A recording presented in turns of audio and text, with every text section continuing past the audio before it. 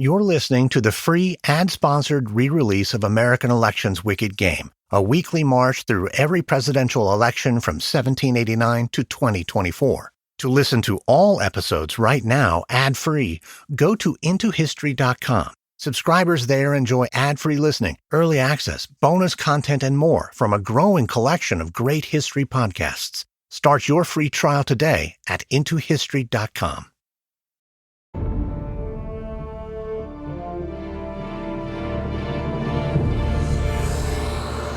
It's Sunday, September 3rd, 1939, outside the office of the Foreign Ministry in Berlin. It's just before 9 a.m., and Paul Schmidt, a translator for the German Foreign Ministry, sits impatiently in the back of a taxi. He's late for a very important meeting. Only days ago, Hitler's army invaded Poland. The British demanded Germany withdraw, but Hitler pressed on, and last night, the British embassy called a meeting. Schmidt was ordered by his superiors to receive the British ambassador at 9 a.m. sharp. Overworked and under immense pressure, Schmidt overslept, and a lack of punctuality is not tolerated in Nazi Germany. As Schmidt's taxi tears through Wilhelmplatz Square, he sees the British ambassador enter the building. Stop the car! Determined to be on time, Schmidt leaps out of the taxi. He enters the building through a side door before sneaking into the meeting room through a back entrance. Inside the office, he barely has time to gather his breath before the clock strikes 9 and the main office door opens. Ambassador Henderson, welcome, friend. British Ambassador Sir Neville Henderson knows Schmidt well. The two men have a cordial professional friendship. But today, Henderson is all business. Would you like to sit, Mr. Henderson? No. Henderson stands solemnly in the center of the room. I regret that on the instructions of my government, I have to hand you an ultimatum. Henderson produces the document and reads it aloud.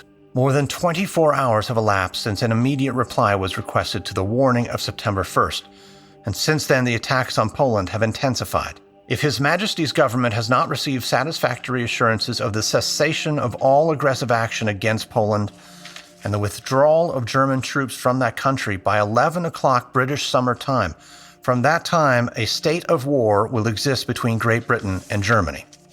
Henderson hands Schmidt the piece of paper. I am sincerely sorry that I must hand such a document to you in particular, as you have always been most anxious to help. Schmidt sighs. This is not the outcome he was hoping for. Yes, I'm sorry too. I want you to know I have always held you in the highest regard, Ambassador. As have I, Mr. Schmidt. Schmidt immediately carries the message to the office of Adolf Hitler. The waiting room is packed to the brim with high-ranking German officials, men like Hermann Göring, Hitler's second-in-command. As the men argue and debate, Schmidt pushes through the crowd. Hitler sits at his desk, talking with the German ambassador to Great Britain. When Schmidt enters the room, both men look up expectantly. Schmidt translates the message, word for word. The room falls quiet. Hitler hardly reacts. He sits silent and unmoving. His demeanor is calm, but his eyes burn with rage. After delivering Ambassador Henderson's message, Paul Schmidt exited back into the waiting room. As Schmidt wrote, "To those in the anteroom pressing around me, I said, the English have just handed us an ultimatum. In 2 hours, a state of war will exist between England and Germany." According to Schmidt, Hermann Göring replied, "If we lose this war, then God have mercy on us." But in order to defeat Germany, Britain, France, and their allies would need America's support. And in order to give that, President Franklin Delano Roosevelt would have to convince the American people to take a moral stance on the international stage.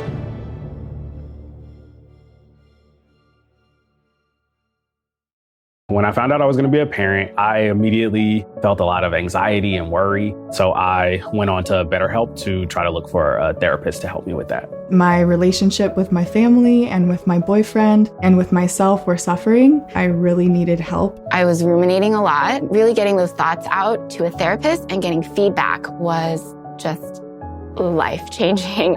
If you're thinking of trying therapy, learn more at BetterHelp. That's betterhelp.com.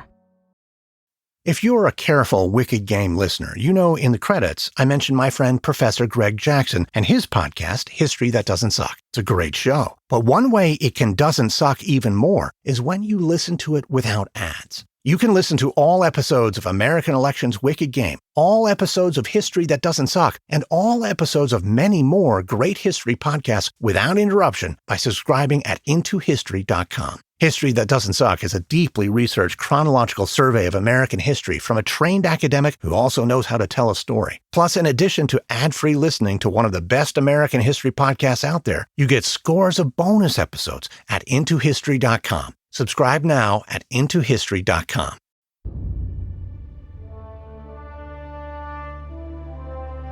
From Airship, I'm Lindsey Graham, and this is American Elections Wicked Game.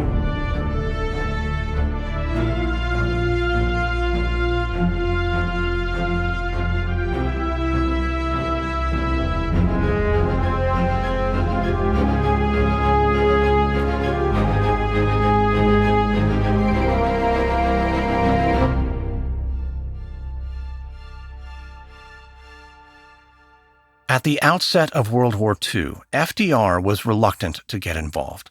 Throughout the 1930s, Roosevelt had kept his eye on the growing threat of what would eventually be called the Axis powers, Germany, Japan, and Italy. FDR knew that dictators like Adolf Hitler and Benito Mussolini posed an existential threat to the American people, but he also believed he did not have the political will to bring America into global conflicts. In the 1930s, America was dealing with its own economic crisis, the Great Depression. FDR's New Deal for America had helped pull the country out of the Depression, but not fast enough for many of FDR's critics. And during his second term, the economy was, in part, moving in the wrong direction. Roosevelt's decision to cut back on federal spending resulted in what his political enemies called the Roosevelt Recession. Not to mention, many Americans were still disillusioned over World War I. And so FDR advocated for what he called methods short of war. From 1935 to 1939, FDR signed a series of neutrality acts, laws designed to keep America out of future wars. But after Hitler invaded Poland in September of 1939, FDR began to fear that the nightmare scenario of a Hitler victory over Europe was a distinct possibility. On April 9, 1940, Hitler sacked Denmark and Norway on the same day. Within a matter of weeks, the Germans would conquer France, Belgium, Luxembourg, and the Netherlands. On May 15, 1940, newly appointed British Prime Minister Winston Churchill would write to FDR with a blunt message. If America did not intercede, Europe might very well become Nazified. With the presidential election just 7 months away, FDR's position of neutrality would be pushed to the brink. This is episode 39, 1940, Willkie versus Roosevelt, Storm on the Horizon. It's June 4th, 1940 at the White House.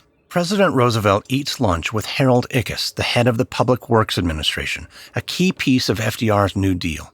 But today, FDR is not asking Ickes his advice about public works programs. Today, the conversation is focused on international turmoil.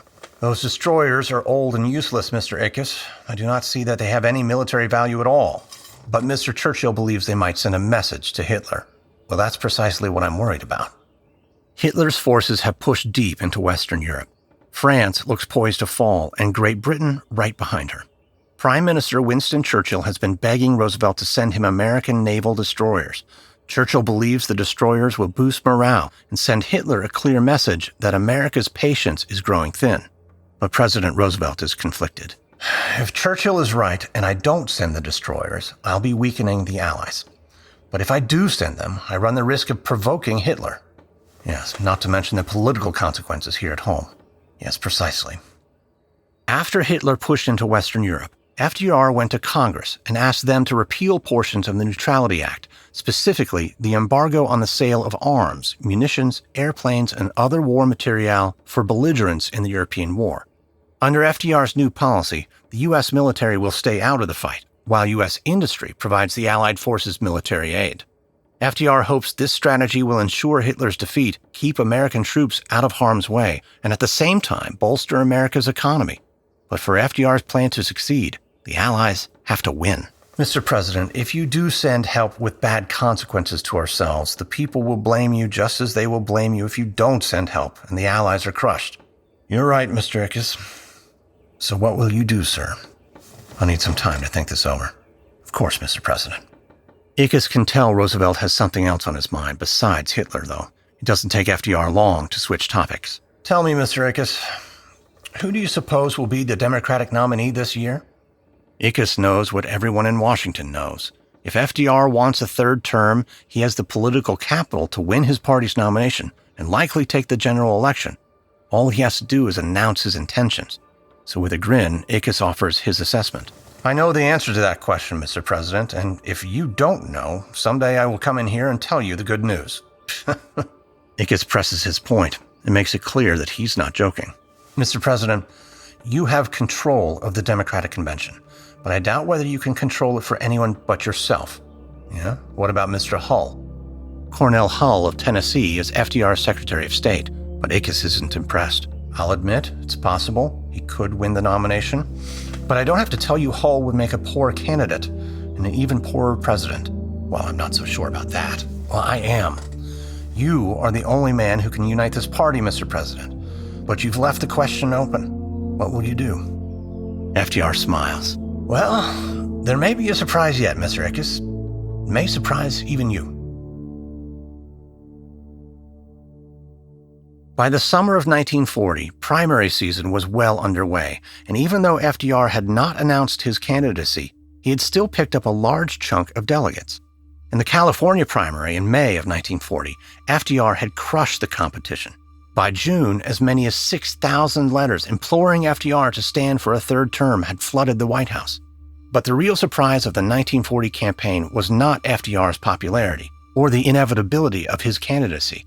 Instead, the surprise was the outcome of the Republican National Convention in June. Out of a crowded field of potential nominees, a big business tycoon with zero political experience surprised everyone, including FDR. FDR was an extremely popular president. By 1940, his approval ratings had risen as high as 60%. But even though FDR's New Deal had given Americans hope, the Great Depression was far from over. Over 10 million Americans were still unemployed. The national debt was staggering, an all-time high of $36 billion, which would be over $600 billion today. These facts caused many conservative Democrats to abandon Roosevelt, including Roosevelt's own vice president, John Garner of Texas. On the other side of the aisle, the loudest voice of opposition came from the presumptive Republican nominee, the young New York prosecutor Thomas E. Dewey. In the age of mobsters, Dewey had risen to fame by taking on organized crime in New York, and because of his popularity, nearly everyone assumed Dewey would be the Republicans' man. Time magazine had called him the #1 glamour boy of the GOP. But like FDR and nearly everyone else, Thomas Dewey didn't see Wendell Willkie coming. Wendell Willkie of Elwood, Indiana, was not a politician. In the 1930s, he was running a successful utility business. But when FDR tried to break up the utility companies, Willkie went on the attack. His anti-New Deal crusade had gotten him a lot of attention in the press, including from the editor of the New York Herald Tribune, a woman named Arita Van Doren. Willkie was in a loveless marriage. Arita was intelligent, powerful, and attractive. The two had an instant connection. Van Doren was, in a sense, Willkie's entrance into the world of politics. She had introduced him to the who's who of the newspaper industry, and it didn't take long for people to take note. Russell Davenport, the editor of Fortune magazine, had been the first to encourage Willkie to run for president. And back in April, it was Fortune magazine that had announced Willkie's candidacy. In an editorial in the April issue, Willkie had agreed with the principles of the New Deal, but not FDR's methods. The New Deal, Willkie felt, was far too rigid to live up to its own ideals. Willkie's message was an appeal to liberal Republicans, a group that had been politically marginalized since the death of Teddy Roosevelt, and it helped Willkie grab national headlines. Prior to the Republican convention, Life magazine wrote, "Wendell Willkie is by far the ablest man the Republicans could nominate for president in Philadelphia next month." That endorsement was in no small part due to Willkie's stance on the war in Europe. Most Republicans were isolationists, and they opposed FDR's attempts to roll back the arms embargo in the Neutrality Act. Willkie, though, had taken a different position, writing, We are opposed to war, but we do not intend to relinquish our right to sell whatever we want to those defending themselves from aggression. For a Republican in 1940, this was a radical position, but it caught on. By June of 1940, Willkie had risen to second place in the polls, right behind Thomas Dewey. But still, in June of 1940, FDR wasn't worried about Wendell Willkie. Not yet. He was worried about resistance to the notion of a third term. A Gallup poll conducted earlier in the year had shown that while FDR's approval ratings were up, most Americans did not like the idea of a third term, especially Republicans like presumptive nominee Thomas Dewey. So just before the Republican National Convention, FDR extended the opposition party an olive branch by making a big change in his cabinet. FDR brought in two new members, Henry Stimson as War Secretary and Frank Knox as Navy Secretary. Both men were well known and had relevant experience, and both were Republicans. FDR hoped this maneuver would safeguard his foreign policy from Republican attacks on the campaign trail. It put well-qualified men in well-suited positions, and it took the Republicans completely by surprise. The 1940 Republican National Convention in Philadelphia was the first televised convention in American history, and Republicans intended to capitalize on the novelty. But with his decision to appoint Stimson and Knox, FDR was stealing the headlines. And meanwhile, inside the party, the divide between Republican isolationists and interventionists threatened unity. The question of how America should respond to World War II was front and center, in no small part because just weeks earlier, Germany had conquered France. According to the New York Times, just before the convention, the Republican convention chairman condemned FDR's new Republican cabinet members, suggesting Stimson and Knox should be banished from the party forever for their betrayal. But other interventionist Republicans praised Stimson and Knox for putting country over party, and in the midst of this division, Wendell Willkie was creeping up in the polls and closing the gap on Thomas Dewey. When Willkie arrived in Philadelphia a few days before the convention, he went straight to a local tavern, followed by a small army of reporters, photographers, and fans. Willkie bought everyone in the bar 2 rounds, and prior to the start of the convention, he met with hundreds of delegates to make his case. There was plenty of pushback. One former Republican senator said that Willkie was not my kind of Republican. In response, Willkie joked that he was a former Democrat. The senator responded, "Well, Wendell, back home in Indiana, it's all right if the town whore joins the church, but they don't let her lead the choir the first night." The convention began on June 28, 1940. The floor was packed, and with no air conditioning to stave off the summer heat, it was over 100 degrees inside the hall. One attendee called the convention a hell of sealed-in heat. Harold Stassen, the governor of Minnesota, delivered the keynote address. The people must have confidence that their leaders place the nation's welfare above their own political future. And the people must have faith that their leaders, while resolute in their basic policies, nevertheless have the earnest hope to keep this nation out of war.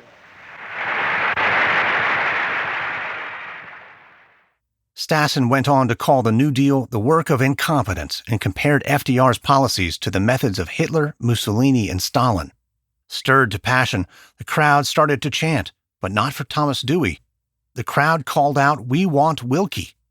Later that night, Governor Stassen gave Willkie his endorsement.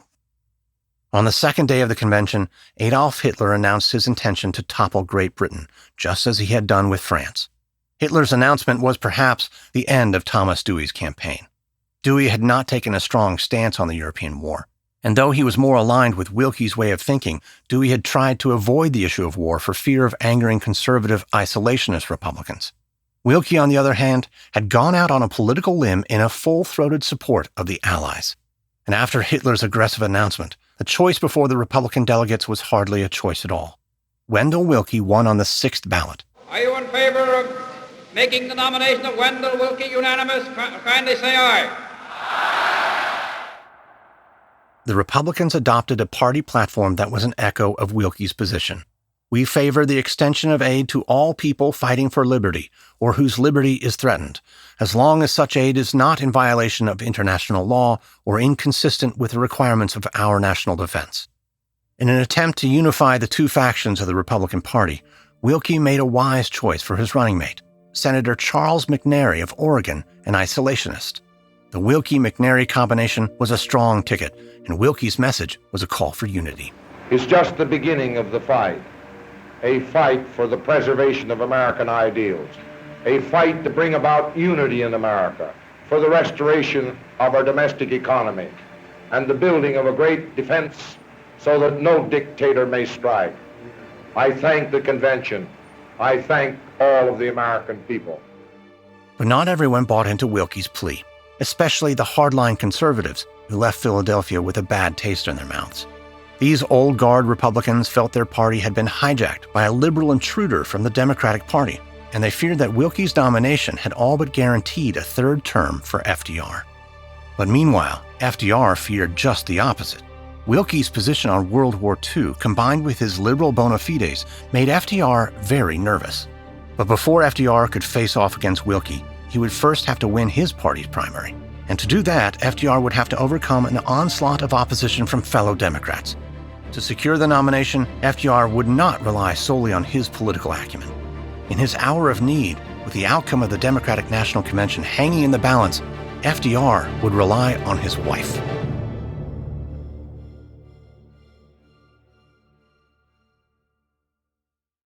Icebergs, jagged rocks and rocky straits, mutinies, misfortune, and broadside battles. There are more tales of the sea than survivors to tell them, but the podcast Shipwrecks and Sea Dogs is doing a good job, and you can listen to all episodes of that podcast plus many others, including American Elections Wicked Game, without interruption by subscribing at intohistory.com. Shipwrecks and Sea Dogs is one of my favorites from last year, a podcast about the greatest mishaps, misfortune, and misadventures of the sea. You'll hear stories of corruption, greed, bad intentions, and just plain horrible decision-making that resulted in some of the worst maritime disasters from all over the world. And some of these are more recent than you think. All episodes are ad-free, including bonus content and more at intohistory.com. Subscribe now at intohistory.com. In 2022, crypto trading platform FTX was poised for world takeover. Its founder was one of the richest people on the planet, and he was only 30. But then, one article and a couple of tweets changed everything. And in a matter of days, billions were wiped out of existence. Hey, I'm Jeremy Schwartz, host of the new true crime history podcast, American Criminal. We take you inside the minds of some of our most notorious felons and outlaws, exploring the dark side to the American dream. In our latest season, a cryptocurrency mogul builds an empire while telling everyone he wants to give it all away, but he never quite gets to that part. And eventually, his obsession with wealth brings it all crashing down around him. Listen to American Criminal, Sam Bankman-Fried, wherever you get your podcasts. Or to get early ad-free access to the entire season first, plus hundreds of other ad-free history podcast episodes, subscribe at intohistory.com.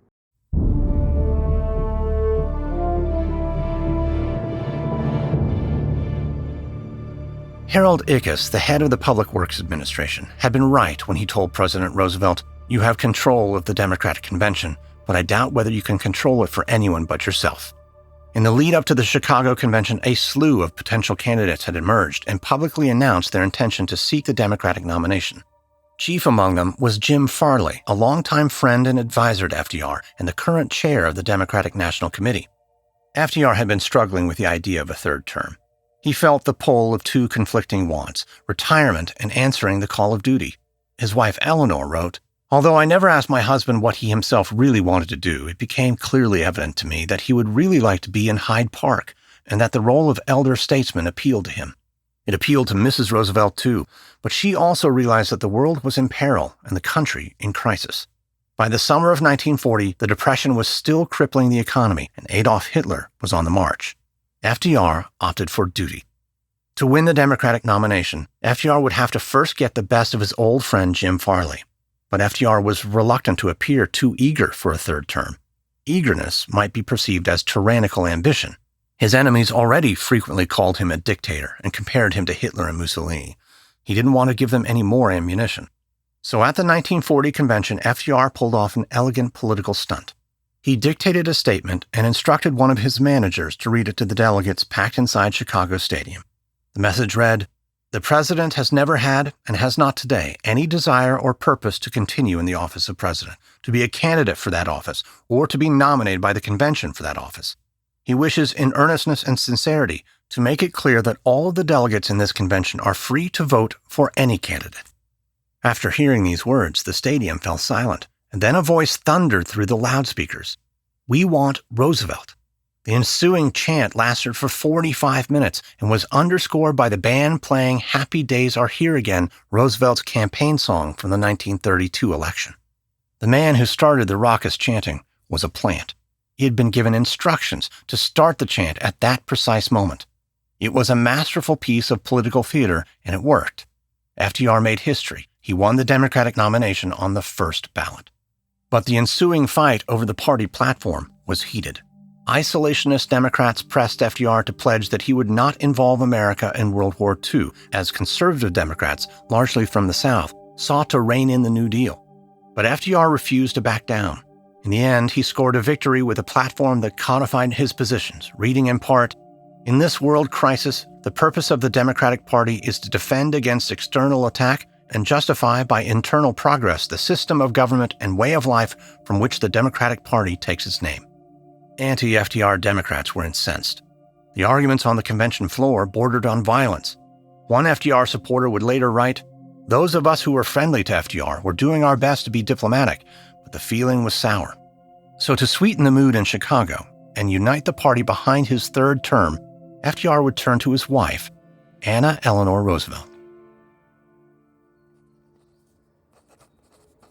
It's July 1940, and the Democratic National Convention in Chicago is in full swing.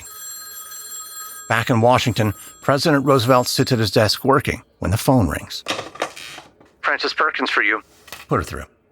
Labor Secretary Frances Perkins is a powerful woman in a man's world. She has the president's ear. Roosevelt knows her, and he trusts her implicitly. "Mr. President." "What can I do for you, Madam Secretary?" "I'm calling about the convention." How are things going?" "Well, sir, I believe you'll be renominated." "Well, that's certainly good news." "But." There's always a but, isn't there?" "Yes, but there's a great deal of bitterness and anger amongst the delegates.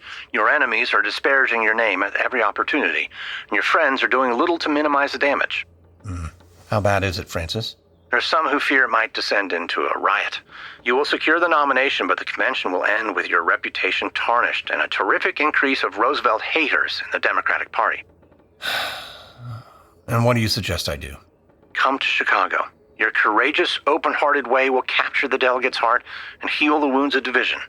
No, Francis, it'll be worse if I go. People will get promises out of me I ought not make. And if I make promises, there will be mistakes. I'll be pinned down on things I don't want to be pinned down on now." "Well, you must do something, Mr. President." FDR thinks for a long moment, and then inspiration strikes. How would it be if Eleanor came? "Well, I think it would make an excellent impression." "Yes, I agree. You know, Eleanor always makes people feel right. She has a fine way with her. Would you like her to come?" "Yes, I think I would." "It's settled then. Telephone her. I'll speak to her too, but you tell her so that she'll know I'm not sending her on my own hunch, but that some of the rest of you want her there. Talk to one or two others before you speak to her too."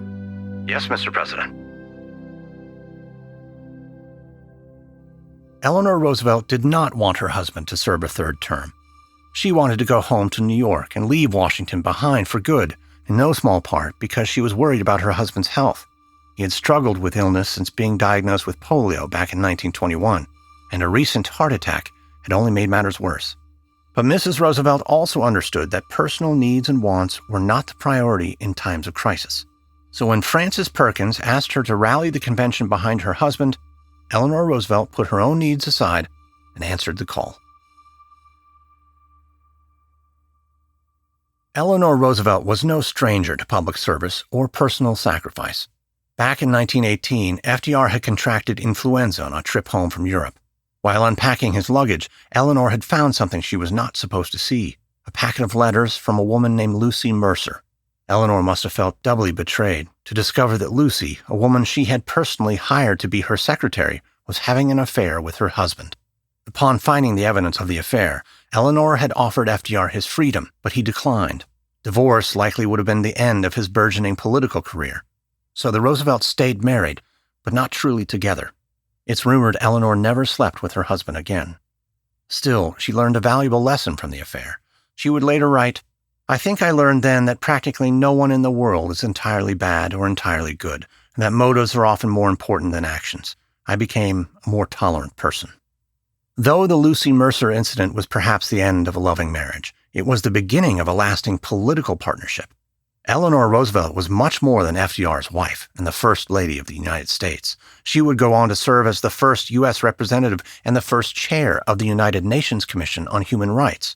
Her skill as an activist, humanitarian, and diplomat would earn her a nickname from future President Harry Truman, First Lady of the World. And at the 1940 Democratic Convention, Eleanor Roosevelt would live up to her reputation. The task before her was monumental, because on his call with Frances Perkins, FDR made another big decision, one that would throw the convention into further disarray. FDR's vice president, John Garner, had soured on the New Deal, and he wanted out. Roosevelt had been grappling with the question of who to replace him with ever since. During his call with Frances Perkins, FDR made his choice. He wanted Henry A. Wallace, his Secretary of Agriculture. Wallace, though, was a controversial choice for a host of reasons. For one thing, his views on civil rights and unions were far too liberal for most Southern Democrats. And for another, Wallace was a former Republican, a progressive in the tradition of Teddy Roosevelt. Not long after his call with Frances Perkins and selecting Wallace as his running mate, Eleanor Roosevelt got on a plane, flew to Chicago, and took center stage. The band plays, and the announcer describes Mrs. Roosevelt standing on the roster, the chairman applauding, and her waving to the crowd.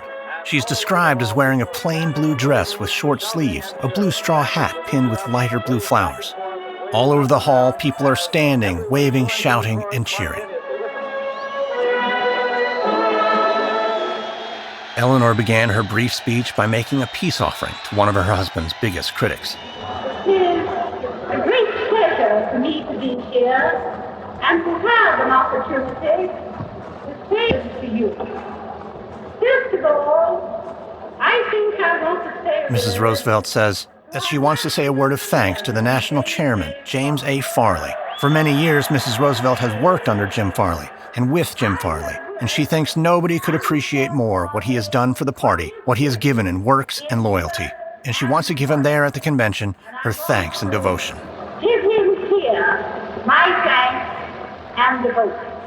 She then turned her attention to the matter at hand. Though she never mentioned Secretary Wallace by name, she spoke to the uniqueness of the moment, and she called for the delegates to rise to the occasion. This is no ordinary time. Mrs. Roosevelt notes that this is no ordinary time, no time for weighing anything except what we can do best for the country as a whole. And that responsibility rests on each and every one of the delegates as individuals. She notes that no man who is a candidate or who is president can carry this situation alone. It's only carried by a unified people who love their country and who will live for it to the fullest of their ability with the highest ideals, with the determination that their party shall be absolutely devoted to the good of the nation as a whole and to doing what this country can to bring the world to a safer and happier condition. To bring the world to a safer and happier condition.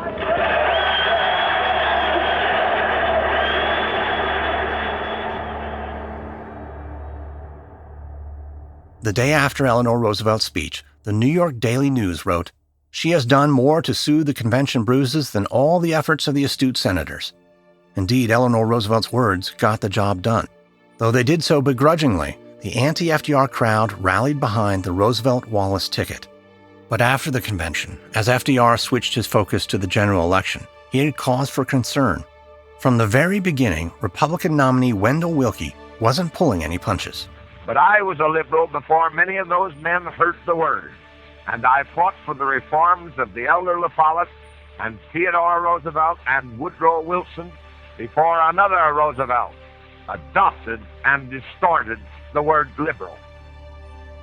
FDR had expected to face off against Thomas Dewey and the isolationist wing of the Republican Party. By nominating Willkie, the Republicans were launching their attack on a different front. But in FDR's quest for a third term, Wendell Willkie's liberalism would not be his biggest challenge.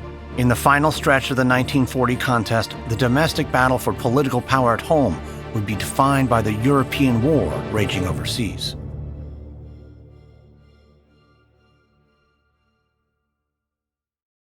Tired of ads and promos like these? Want to skip ahead to newer elections? You can listen to all episodes of American Elections Wicked Game without interruption by subscribing at intohistory.com. But not only that, you also get access to over a dozen more incredible history podcasts, also all ad-free. That includes the American Revolution podcast, a deep and thorough investigation of the times, people, and politics behind America's fight for independence. Also, the battles, because we can't start a new American nation without guns. And the American Revolution podcast tells the story of the Revolution from beginning to end, from its origins in the French and Indian War, through the war itself, and on to the founding of the United States. Get American Elections Wicked Game, the American Revolutions podcast, and many others ad-free with bonus content at intohistory.com. Subscribe now at intohistory.com. Did you know you can skip ads and promos like these and listen to all episodes of American Elections Wicked Game without interruption by subscribing at intohistory.com? And not only will you be getting the whole series ad-free and bingeable, but you also get access to over a dozen more incredible history podcasts, also all ad-free, like Wild West Extravaganza, a journey back to the fascinating, tumultuous, and often violent world of the American Old West. From famous outlaws like Billy the Kid and Jesse James, to lawmen like Wyatt Earp and Wild Bill Hickok, to trailblazing pioneers and frontiersmen, Wild West Extravaganza tells the true stories of the real-life characters who shaped this iconic era. So saddle up and discover the true history of the American frontier, the good, the bad, and the ugly, ad-free at intohistory.com.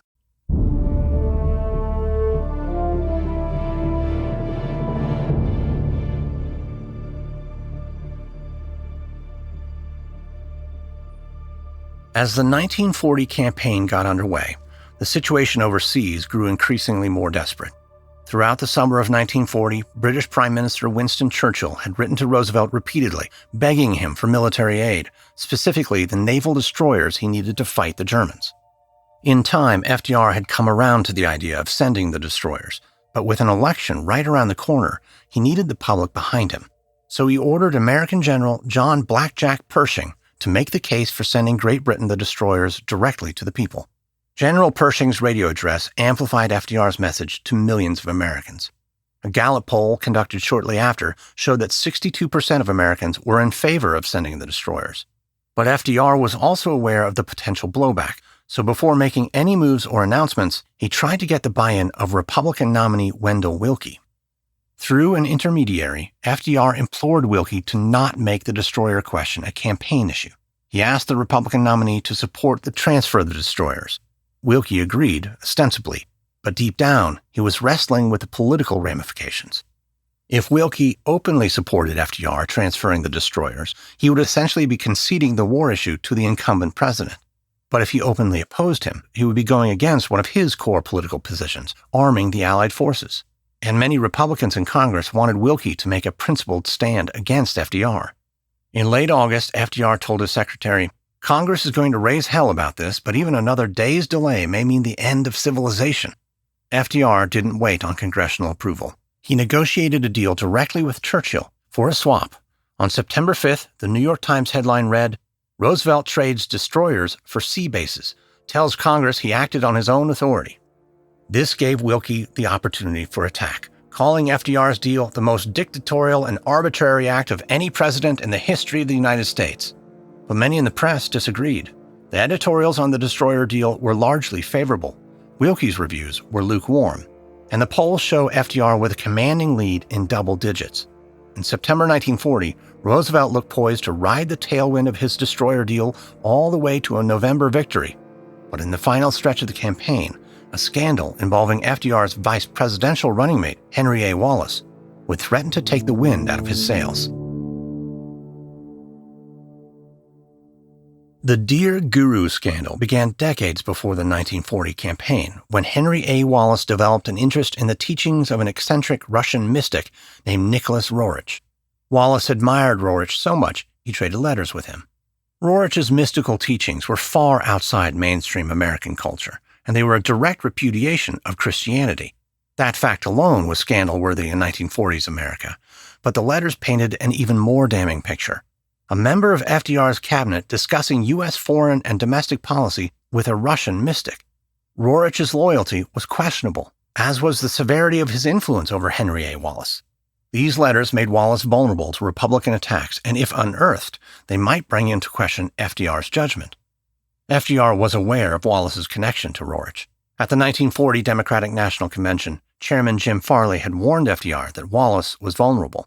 But FDR had dismissed his concerns, saying, "Jim, Henry's not a mystic. He's a philosopher, a liberal philosopher, and I'm sure he'll be all right." Farley responded, "This is your party, Mr. President, and it's up to you to select the men you want to ride along with you."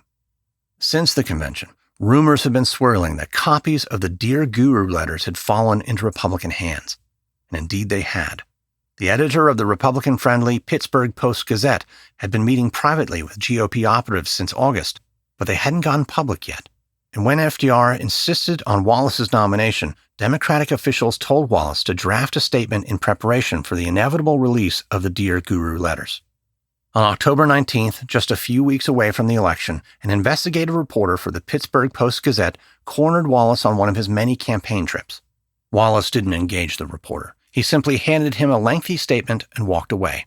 It read, "This material has been bandied about for so many years that it is clear that its use on the eve of an election spells nothing but the desperation of supporters of Wendell Willkie." Wallace's statement went on to say that even the most psychotic Roosevelt hater would be disgusted by these types of campaign tactics. Shortly after, the Pittsburgh Post-Gazette killed the Dear Guru story. Though it's unclear exactly what motivated their decision, the answer is likely Wendell Willkie. Like FDR's affair with Lucy Mercer, Wendell Willkie's relationship with the editor Arita Van Doren was an open secret in Washington. And not long after Wallace released his statement to the press, FDR's Commerce Secretary, Harry Hopkins, allegedly called Willkie and threatened to expose his infidelity if the letters were published. In response, it is presumed Willkie likely killed the story. In the 1940 contest, Willkie had launched a relentless effort. He had kicked off his campaign in his hometown of Elwood, Indiana, and from there he made over 500 speeches across dozens of states. He attacked Roosevelt on a myriad of issues, from the ineffectiveness of the New Deal to the dangers of a third-term president. But while Willkie campaigned, FDR stayed out of the fray, remaining at the White House and focusing on the job of the presidency. Late in the campaign, Willkie attacked FDR's foreign policy, warning the American people, if you re-elect him, you may expect war in April of 1941. Until this moment, FDR had largely stayed out of the fray, remaining at the White House and focusing on the job of the presidency. But now FDR got off the sidelines.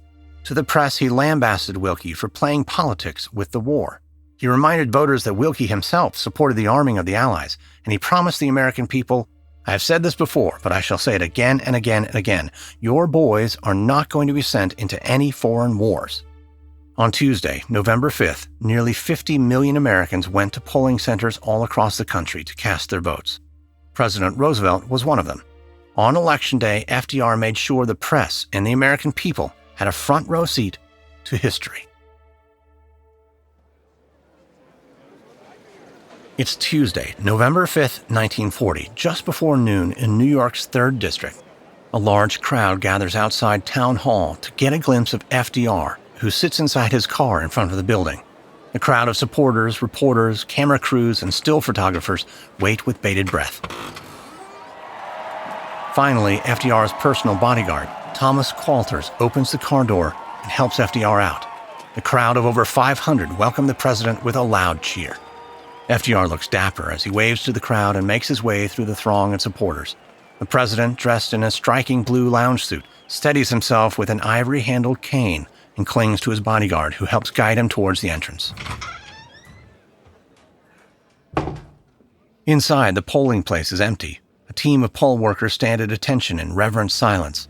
As reporters look on and photographers prepare to snap their photos, FDR flashes a smile and calls out to the poll workers. "Good morning. Good morning. How is everyone?" "Wonderful."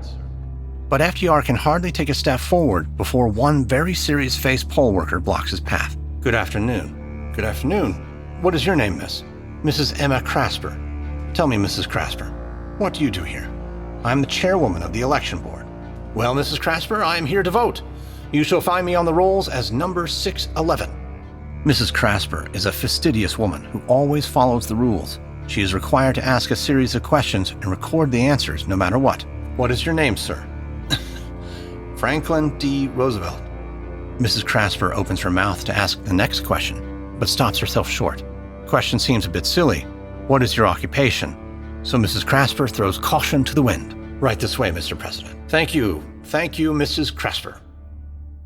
On Election Day 1940, Chairwoman Crasper processed FDR's vote. As the New York Times reported, Mrs. Crasper approved the applicant without asking his business. When asked why she declined to ask FDR about his business, Crasper told the press she considered the question unnecessary because everybody knows who he is. If she had asked him, though, FDR likely would have given her the same answer he gave 4 years earlier when he voted in Hyde Park. Farmer. FDR grew up on a farm, but he was not the average farmer. He had come from privilege and had been born into a wealthy family with a famous last name. But as he rose to political power, he never gave up on his fight for the American farmer and laborer. In the election of 1936, the farmers of New York's 3rd District voted FDR 326 to 306. In 1940, they stood by him again, 426 to 309. FDR won the 1940 contest with almost 55% of the popular vote. He won 449 electoral votes to Willkie's 82. After the election, Willkie conceded and urged the American people to unite behind FDR and face the growing threat overseas. Prime Minister Winston Churchill had watched the 1940 contest with what he called profound anxiety. The day after the election, Churchill sent FDR a cable. I did not feel it right for me as a foreigner to express my opinion upon American politics while the election was on, but now I feel you will not mind my stating that I prayed for your success and that I am truly thankful for it. Shortly after the election, the British ambassador to the U.S. stepped off a plane at LaGuardia Airport in New York and allegedly told a reporter, "Well, boys, we're broke. It's your money we want." President Roosevelt would give more than money. After the bombing of Pearl Harbor in December of 1941, America would officially enter World War II. The conflict overseas would dominate FDR's 3rd term, and it would define the landscape of the upcoming election. In 1944, FDR would again make history by becoming the first and last American president to be elected to a 4th term. This is episode 39 of American Elections Wicked Game, 1940, Storm on the Horizon. On the next episode, the election of 1944. As World War II rages on, FDR is in the political fight of his life against a young political newcomer, Republican Thomas Dewey. Riding the wave of Republican gains in the 1942 midterms, the youthful, fresh-faced Dewey attacks the tired old man in the White House by promising to bring about a swift end to the war. Did you know you can skip ads and promos like these and listen to all episodes of American Elections Wicked Game without interruption by subscribing at intohistory.com? And not only will you be getting the whole series ad-free and bingeable, but you also get access to over a dozen more incredible history podcasts, also ad-free, like Her Half of History. Because even though Hillary Clinton may not have made history when she ran for president in 2016, there have always been women who seized power, spied for their country, created artistic masterpieces, even escaped slavery. Her Half of History is perfect for all those who sat in history class and wondered, what were the women doing all this time? Because the answer is a lot. Get Her Half of History, Wicked Game, and many others ad-free at intohistory.com. Subscribe now at intohistory.com. This episode contains reenactments and dramatized details, and while in most cases we can't know exactly what was said, all our dramatizations are based on historical research. American Elections Wicked Game is an Airship production, hosted, edited, and executive produced by me, Lindsey Graham. Audio editing by Molly Bach. Sound design by Derek Behrens. Music by Lindsey Graham.